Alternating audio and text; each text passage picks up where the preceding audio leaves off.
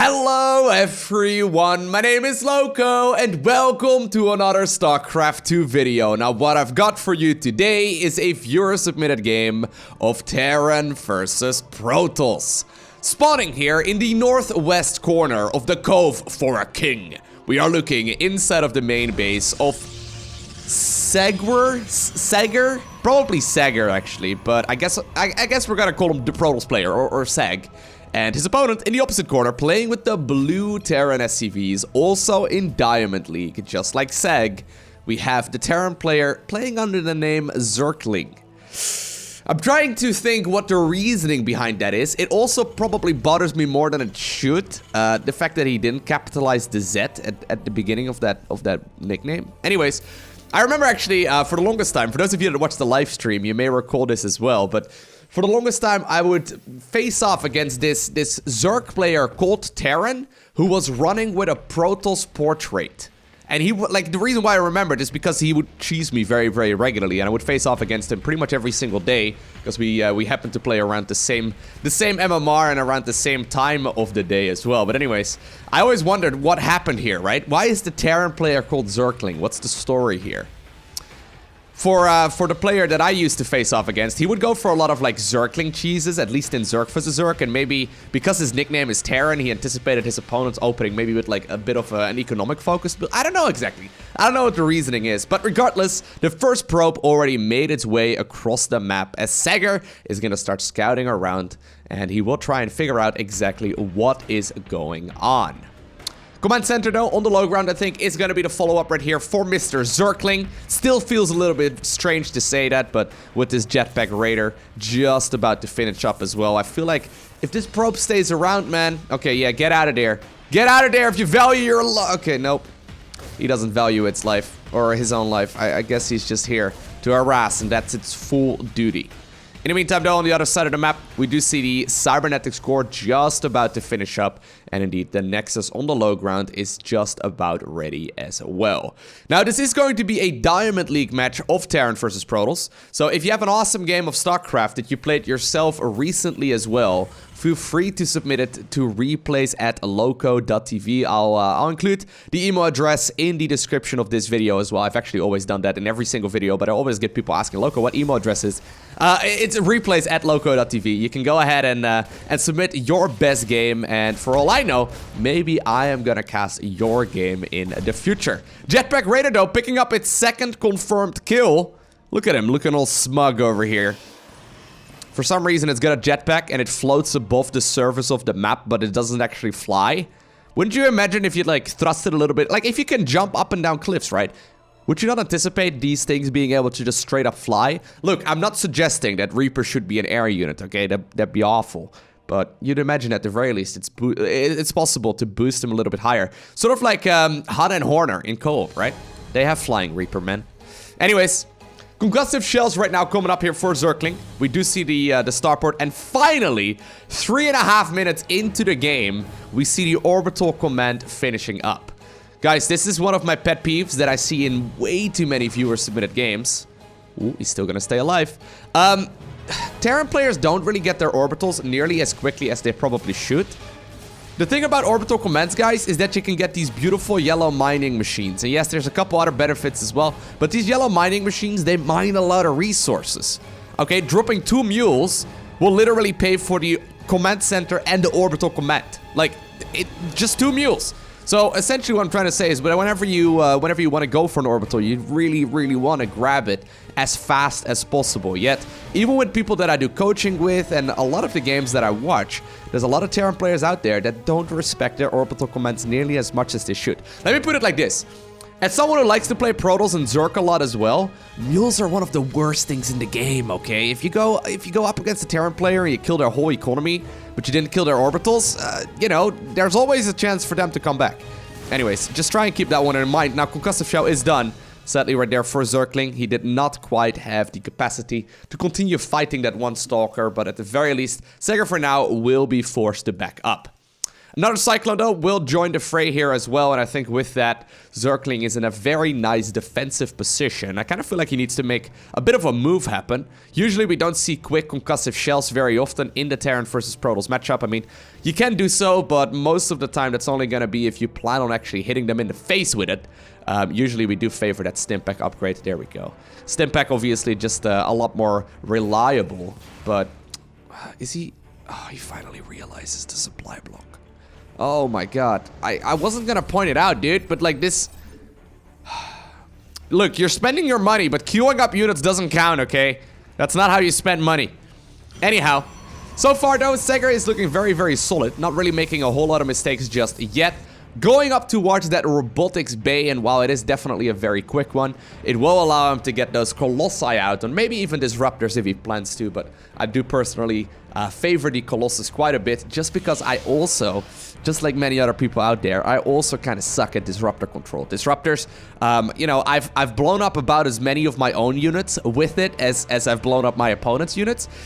Usually, if you're not entirely sure what to get, I do recommend going Colossus, so we'll see what exactly Mr. Sega right here is going to queue up after this next Immortal finishes up as well. A couple of Cyclones, though, make their way across the map, but the counter to the Cyclone is already here. Nah, I don't think you want to do that, buddy. Yeah, I don't think you want to do that. Those Immortals do not mess around, and they're going to have a really easy time when it comes to dealing with those Cyclones. Liberator, though, up in the air. Zergling finally starting to do a little bit of harassment, but I kind of feel like with those supply blocks and just the inefficient build overall, he kind of missed his timing window, right? So if I were to give Mr. Zergling right here some advice, follow a very standard build, please. Like, it's so much better, because you would have been able to hit with these two Cyclones so much earlier. You would have been able to just simply deal so much more damage, and there we go. Now, at this point in the game, there's just simply so much Protoss out there that harassment units aren't really gonna be able to do that much work. Alright, so I think we're just about to see a little bit of a push. Liberator once again going back in, but the thing is, there's a lot of gateways already finishing up. There's a War Prism right now coming across the map. There's a Robotics Bay that's doing absolutely nothing. And I guess he's gonna, at the very least, plan on doing a little bit of aggression. Now, I do like this Observer quite a bit. The Observer obviously is gonna be able to spot exactly what's going on this side of the map. And with that, he should be aware of the fact that nothing is really out on the map right now for the Terran player either, other than just this single Liberator. But so far, the Liberator defense has been pretty good. Although I would like to see him actually commit a little bit, though. Come on, dude! The time for chilling is... Okay, well, I guess he still wants to push, but he also does queue up two Colossus, man. Now, look, I know what the comment section of this video is gonna say, okay? It's like, no way these guys are Diamond League. Look, guys, I've casted a lot of games. I'm afraid this is the case. If you compare it, though, to, like, pro games, there's no denying. Pro gamers are pretty good at StarCraft, okay? Like, just the sheer fact that, like, they don't make a lot of mistakes is the difference, right? It's a big, big difference. Just don't make a lot of mistakes, and you'll be good. Loco, 2019. Great advice right there. If you want to get good, just don't make mistakes. That's all you need to do, guys. It's that easy. If you want to get good, just don't make mistakes. The person who makes more mistakes is usually the one, though, that loses. And I feel like, right, the reason why I'm mentioning it, though, I feel like, right, at this point in the game, neither player has really interacted with the other just yet that much. So, up to this point, the game should be pretty much perfect. I mean, for all intents and purposes, you could go ahead and practice this right now in a custom game with no opponent, right? Now, I do like this. A little bit of aggression, but you do need to move at the same time as well, buddy. You do need to move. Get those... Move in. You want to hit, like, two sites at once. Alright, finally we do see the army moving in, but attack move was not utilized as a couple of those siege tank shells do go off on the Stalkers, and the Zealots finally managed to get at least a little bit of work done, but Zergling should be able to hold quite easily. The boys were pulled off of the mineral line for a little bit, but I think for all intents and purposes, this is going to be cleaned up right here just fine for our blue Terran player. Unless the laser boys decide to... Yeah, okay, there's already one over here as well. The laser boys did make their way across the map. They do have extended thermal lance, so at the very least they're going to be able to utilize that as well. At this point, there's really not a lot of... Yeah, not a lot of counters available actually for the Colossus, so I don't see any... Well, I mean, Are there any Vikings? No, there's 0 Vikings available right now. That's really the proper counter to these Colossi, but you need to have at least a couple of them to continuously deal damage right here to these Colossi. If you can get a good volley down, obviously it is possible, but I feel like the Marines and Marauders, they need to stay behind the siege tank line, okay? They really need to go ahead and stay around that area right over here. Okay, so looks like finally Protoss player is at the very least going to be pushed back for a little while. Rather than committing too much to the push though, and I like this a lot here from our Protoss, he decides to go for the third command, or rather the third Nexus right now already, and he's adding on, out of all things you could add on right now, a Stargate. I kind of would like to see him go for like High Templar or Forges or anything along those lines. I think that would be nice. Usually a second source of splash damage is much appreciated once you go up towards that 3 base economy, once you have 6 gases going. But Zergling finally finds a little bit of damage here, and he does manage to get at least a couple more kills right there on the Liberator. At the very least, he's not using the O Army hotkey, right? I've seen that quite a bit as well, although in Diamond League we don't see that nearly as often anymore. The O Army hotkey is definitely not the most efficient way to move across the map. Well, it is the most efficient way to move across the map with everything, but usually it's not the best way. Anyways, finally we see another third command center right now being added on. Obviously, while the push there didn't really deal that much damage, he did end up killing the third command center, which does help out quite a bit. So what exactly is Mr. Zergling right here going for? He's adding on a lot of dropped supply depots. He's going up to additional barracks right now. He has seen the Colossi, so he finally does start up at least a little bit of Viking production. He's got 4 right now. Yeah, okay, I like 4. 4 is like a decent amount. Usually though, you want to go up to like, I don't know, if it's like 3, maybe even 4 Colossi, I would say you want to have like at least 8. Like at least 8. Probably more close to 12 or 14 or so. The thing is nowadays, with the extra damage to mechanical, Vikings actually are really quite good against Protoss, even when they are forced to land. So you are in a pretty good spot actually if you're forced to overmake Vikings. It's not like all of a sudden it's the end of the world. Anyways, one observer right here pretending to be a Viking as well. He's just simply gonna follow around these other Vikings. It's a little bit slower, but at the very least it will give Sager a good idea about whether or not the Terran player is moving across the map.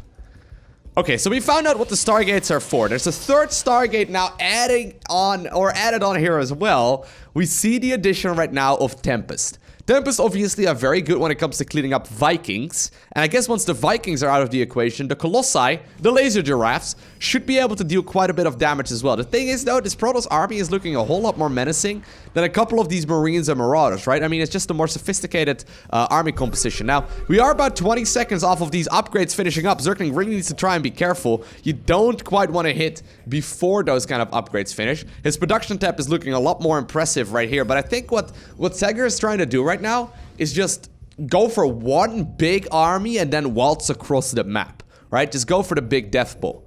Now Zergling overstaying his welcome there out onto the map a little bit too much. He stimped all of his units to try and get on out of there, but that obviously means a lot of the energy out of these medevacs will be gone here in just a couple of seconds. The 2-2 is done, but I guess at this point the timing window is kind of missed, and Sager is looking really scary right here with the amount of units that he's got. Still only 1 source of splash damage, so once the Colossi are gone, Marines and Marauders should have a pretty easy time cleaning this up, but I guess the Tempests are going to be very, very useful in that regard, because once these Vikings are out of the air, the Colossi can just simply kill everything, and if it's only Vikings, or rather, if it's only Vikings to really deal with those Colossi, they can do a lot of damage here. Planetary Fortress right now being acquired here in the center of the map, as finally we will be seeing one big engagement. Ooh. This one has been like 14 minutes in the making right now, okay? It's been 14 minutes into the making, and I think that Sager finally realizes he wants to move into this Terran army, and there's a lot of Protoss right now. Liberators being picked up quite easily right there as well. The Vikings, though, are still doing some work to one of those Colossi. Sadly, right here for the Protoss player, he decided to micro backwards all of his Colossi, but it did allow at least some of the Vikings to get picked off by those Stalkers, even tickled a little bit by those sentries as well, and 2 of them do still remain. I think the fourth, the planetary right here, right, it should be able to get picked off quite easily as well. And with that, Sager does take a very, very solid victory here in that first engagement. Now, the follow-up apparently, though, for Zergling is going to be the Fusion Core. Can we please... Oh, there's carriers on the other side. Can we please see some battle cruiser action as well? Battle cruisers versus carriers. I would be okay with that, okay? I can live with that. Oh, gotta be careful though. He's very trigger happy right here with Stimpack. Activating it.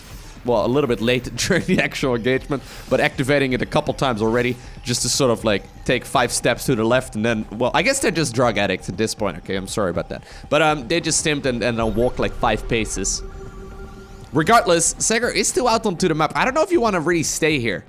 Terran production off of 3 bases is quite scary. He does have a very healthy amount of Marauders right now being built as well. Once this War Prism is gone, actually, this is going to make the fight much, much harder. But once again, Stimpack is being utilized. Zergling is going to run backwards. Might be able to get at the very least 1 Immortal right there for his troubles. Ooh, a couple of the Stalkers actually overstaying their welcome as well. Finally, the Colossi do turn around, but the Tempest from a distance were already shelling away right here at these Terran units for a little while. You know what? I was really happy with the fact that Zergling is not using the ORME hotkey. I kind of feel like our Protoss right here is. There's 5 more gateways right now coming up here for Protoss. He does still have quite a lot of those air units as well. So he's got 3 of those Tempests right now and then 2 of these carriers. Carriers nowadays are... I don't know if they're considered to be really strong or really weak. I don't know exactly. I do know that they're really powerful when it comes to just simply tanking damage. Every single interceptor, they've got 8 of them, have 40 shields and then 40 hit points as well. So it's 640 hit points, essentially, just for the interceptors alone. And then the carriers have 450 hit points in total. So it's a lot of tankiness in just a single unit, and usually that's, I think, where they really do shine. Adding a couple into the mix is definitely not a bad idea. Now, the Vikings, though, ooh, on move command, they're finally going to be able to start target firing down some of these Colossi. Nicely done. Stimpack once again being utilized, but the Marines are taking so much damage already from these Zealots. Still, though, that seems to be, yeah, there seems to be enough right now for a Terran player to power through. He once again stims forward, tries to go after a couple of those ground units. The majority of those interceptors were also picked off. Colossus does die as well, and Zergling manages to hold once again. Still, 4th Command Center, though, on that low ground, not done just yet. The War Prism still up and running as well, so more Zealots will be warped in. Sager is trying to make something happen right here with this army, and he once more gets the kill on the 4th CC, but on the back of this, there's no 4th Nexus here anywhere for Protoss. So I kind of feel like if he would have actually grabbed himself a 4th Nexus during all of this, right? Either after the first engagement or maybe while he was pushing out right here with that 2nd ball, he would have been able to transfer a lot of the probes that just stopped mining the main base towards the newly acquired 4th, and then he could really build onto this advantage. Right now, though, it's a little bit of an awkward spot. He kind of puts himself into this very all-in-E scenario. Finally, though, the Zealots are getting some work done right here inside of a mineral line, and it looks like at least 24, 25-ish SCVs will be picked off. There we go, though. The Terran army, once again, ready to stim a couple of Marines, rally down the ramp, immediately are forced to use their combat drugs as well. But this is where those carriers are so scary, right? They're just simply tanking so many of those Marine shots as well. And while eventually one of them will get target fired down, 2nd one will also be picked off. And I think eventually Zergling should be able to hold on. He lost his natural and the 4th base in the process. Marines, though, are still being created. There's quite a lot of them waiting inside of the main base. Reinforcing Zealots will be picked off, and with that, Zergling stays alive. He did send a couple of those Marines across the map. I think he may have scouted the center right here as well, which is where I would assume the 4th base of Protoss would be taken. But Sager, he kind of forced himself into an all-in position, right? I mean, he's been sitting on 3 bases, which is nice and all, but the main, the natural, and the 3rd are gonna run low really, really quickly. I mean, the main is already completely out. He's still going for more carriers, and I don't know. I kind of like this position here that Zergling finds himself in right now, primarily because Protoss never actually took another expansion.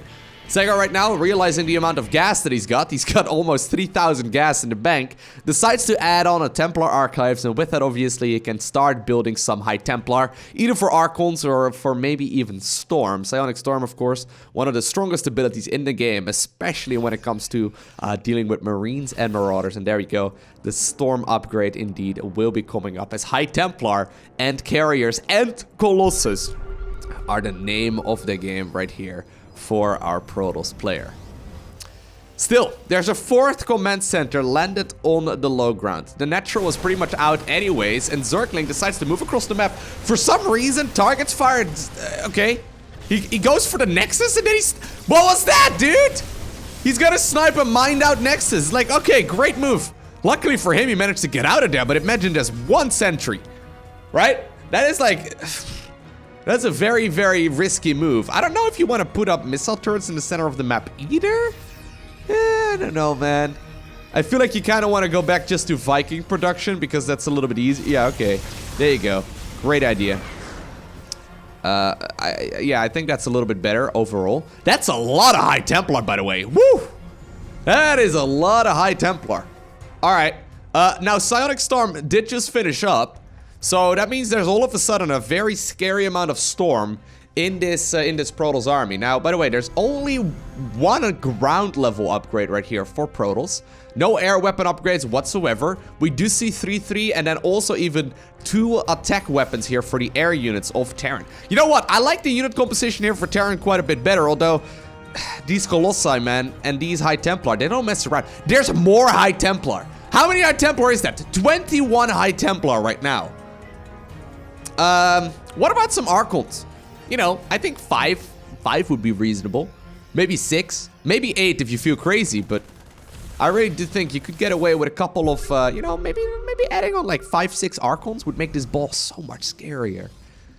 Anyways, Protoss is currently moving out onto the map, and we see the same right here for Terran, who's once again trigger happy right there with the stim pack, literally runs his units, I don't know, about 50 paces before they finally start firing their guns. They do manage to get the kill right there on that Nexus on the low ground, but Sager in the meantime is on the other side of the map. Now, this is a bit of an awkward spot. Protoss obviously does have tactical recall. They can get out of here quite easily, but Protoss, you know, is still decided to commit right here on the other side of the map. Terran, though, does have the option to float buildings, so if you find ourselves in this base race scenario, that is something to keep in mind.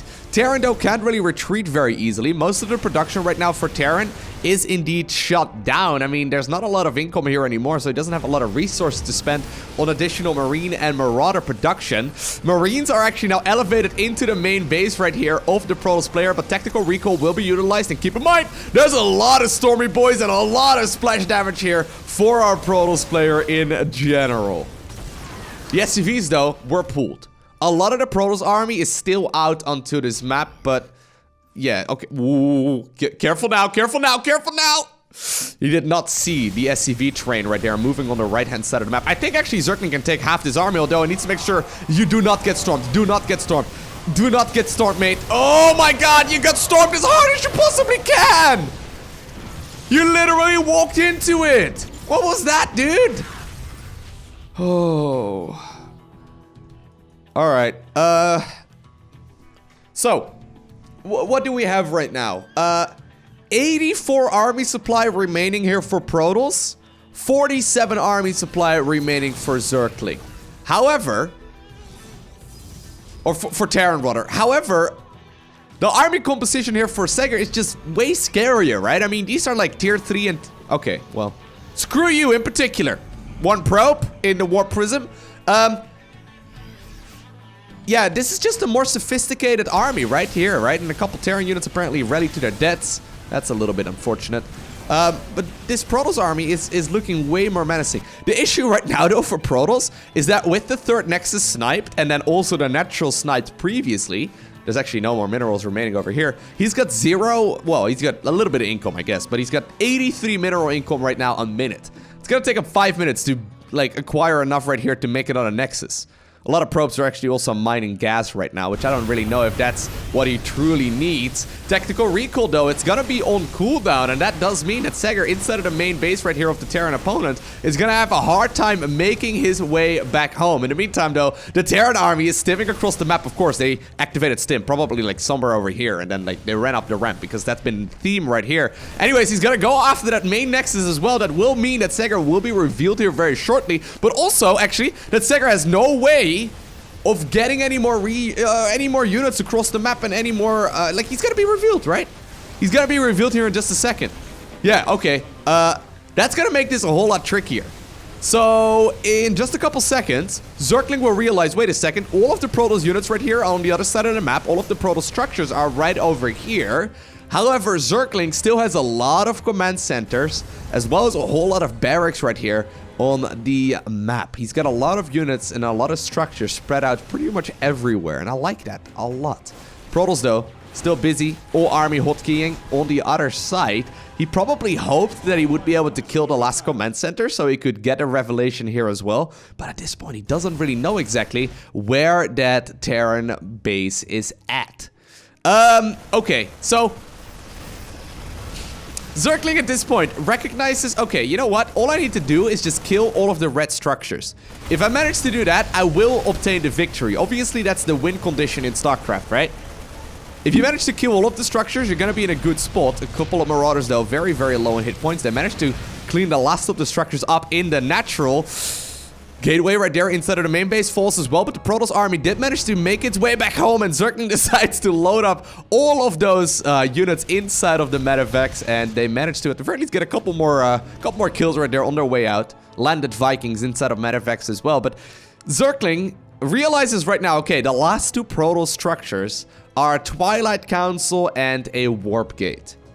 I think, though, that Sager's army is significantly stronger, way, way scarier. Ooh, nice.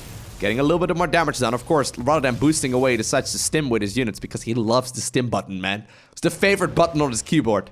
He stims away with the units, runs them towards the main base of Protoss once again. You know what, Protoss? You need to stop, like, leave a whole bunch more units there, man. Okay, actually, okay, I didn't realize that. There's a couple of those Ascendant-looking guys out there, right? A couple of the High Templar are sitting on the top of the ramp. Still, though, you need to land proper storms. You need to land storms. Please land... Oh my... Yeah, okay, there you go. See?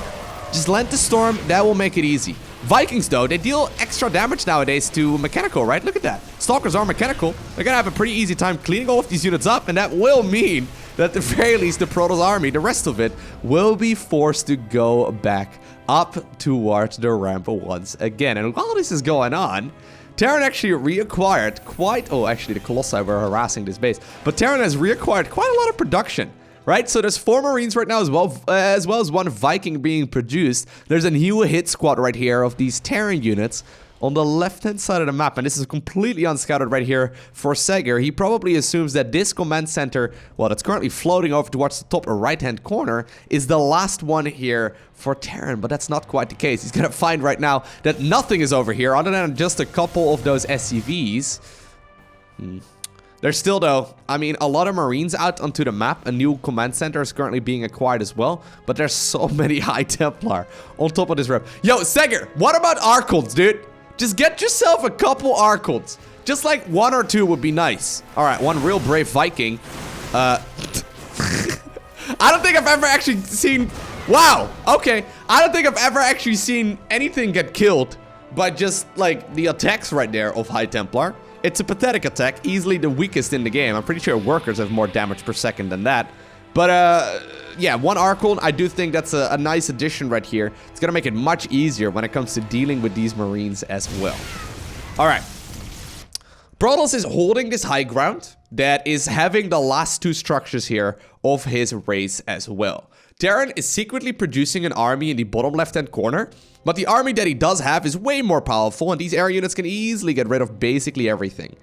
The issue is, though, he does need to land storms, and judging by the slow decision-making right there, right, of Protoss previously, as he's gonna stim. Here we go, he's gonna stim forward, he's gonna move up to the ramp. Please storm, hit the psionic storm, dude. There we go, storms are going down, but they're hitting all of these units as well. But 1 Marine and 1 Viking to remain. What if you just got yourself a couple more Archons, dude? The Protoss units are caught on the other side of the map. Sager is actually in trouble. He's got no more production. 1 Marine, Jimmy, desperately using as many of those Stimpack drugs as he can as well. He's gonna be able to start nailing down this Twilight Council together with Vicky the Viking. I'm not entirely sure. They decide to apparently retarget right now, which allows this Twilight Council to once again reaccumulate some of those shields. Sega right now apparently has decided not to move across the map. He's crossing his fingers. I hope that's the last command center, but that's not the case. There's a whole lot more production right here in the bottom left-hand corner of the map. The one Twilight Council does fall. One more Marine is gonna join the fray here as well. Protoss units desperately trying to make their way back home, but the high skill and high tier Protoss units have very low mobility, and I think that's it. I think that's it. Zergling obtains the victory in one of the most ridiculous games I've ever seen. What about you just like make a couple Archons, Mr. Protoss? What about you just make a couple Archons and like leave a couple High Templar ready with Storm as well? I mean, he stormed all of his own High Templar there at the end. That hurt. That hurt so bad. It's just like those Mutalisks from last week. In case you haven't seen last week's video, last week I casted a viewer-submitted game as well. I'll go ahead and post a link to it down below the like button in the description of this video, okay? Zerg players, though, be aware. It's gonna physically hurt just a little bit. Man, the Protoss in me cringed so hard right there at the end. He stormed his own High Templar. Like, just a couple more Archons, right? There would have been no way for him to lose right there, really, because his army is way stronger than the Terran, and Terran was about 7.5 years away from building an army that could actually kill the Protoss there. Regardless, it is gonna be our Terran player, aptly named Zergling, who obtains the victory in this game. If you did enjoy this video, hit the like button down below. And if you want to see more, make sure you hit that subscribe button so you get notifications as soon as I upload more. A special shout out to the Patreon supporters. Thank you guys very much for the generosity. But for now, I want to thank you for watching. Have an amazing day. Do not forget to smile, alright? And I will see you once again in the next one.